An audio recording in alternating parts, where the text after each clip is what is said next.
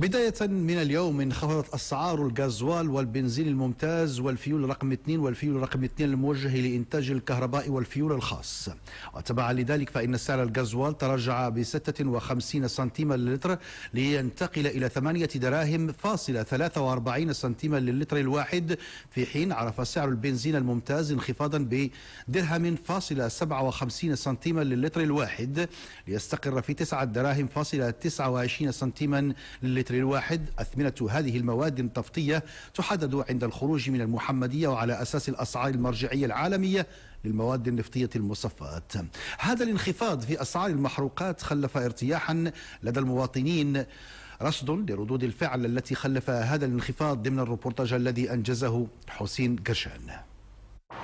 على إثر هبوط أسعار النفط في السوق العالمية بشكل قياسي بمطلع السنة الجديدة، عرفت أسعار الغازوال والبنزين الممتاز والفيول بشكليه انخفاضا، حيث تراجع سعر الغازوال ب 56 سنتيما للتر، في حين حدد سعر البنزين الممتاز ب9 دراهم و29 سنتيما، وضعية خلفت ارتياحا لدى عامة المواطنين. مقارنة مع السابق مثلا تندير 600 درهم ديال البلان، دابا ماكسيموم غيكون واحد 540 530 درهم، دونك كاينه واحد 60 درهم ولا 70 درهم ديال الفرق.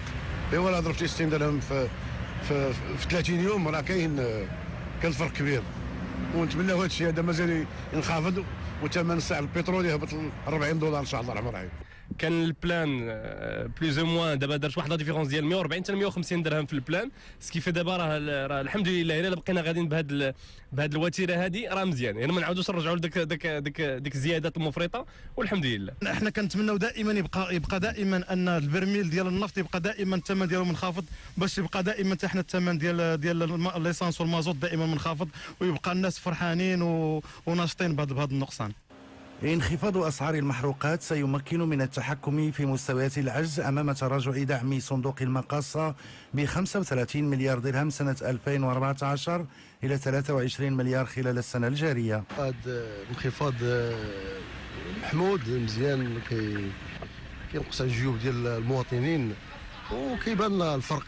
إلا درتي مثلا غير 100 درهم ولا 200 درهم كتحس بداك الفرق بين الثمن قبل والثمن. هاد السنة الجديدة الحمد لله دخلت عندنا بالخير، وصافي بليزير ملي نقصوا لنا في البترول. انخفاض أسعار المحروقات ببلدنا جاء وفق الأسعار المرجعية العالمية للمواد النفطية المصفاة، وما يقابله من تفاؤل ومخاوف المواطنين سيشكل لا محالة دفعة اقتصادية هامة في انتظار رفع الدعم الكامل الموجه لهذه المواد والتحرير الكامل للقطاع.